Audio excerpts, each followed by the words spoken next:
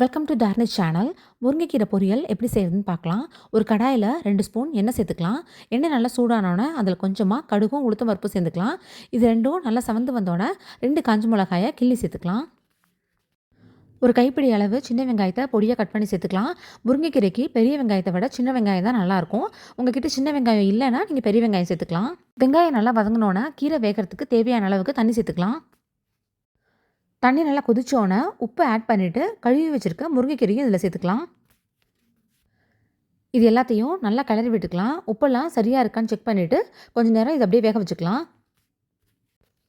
கீரை பாதி வெந்துருச்சு. மிச்சம் இருக்க தண்ணியும் நல்லா சுண்டிடுச்சுன்னா நல்லா வெந்துடும். முருங்கைக்கீரை நல்லா வெந்துருச்சு. கடைசியாக தேவையான அளவுக்கு துருவி வச்சுருக்க தேங்காயை சேர்த்துட்டு ஹை ஃப்ளேமில் வச்சு 2 வதக்கு வதக்கணுன்னா சூப்பரான முருங்கைக்கீரை பொரியல் ரெடி. இந்த வீடியோ உங்களுக்கு பிடிச்சிருந்ததுன்னா லைக் பண்ணிக்கோங்க. மறக்காமல் சேனலை சப்ஸ்கிரைப் பண்ணிக்கோங்க.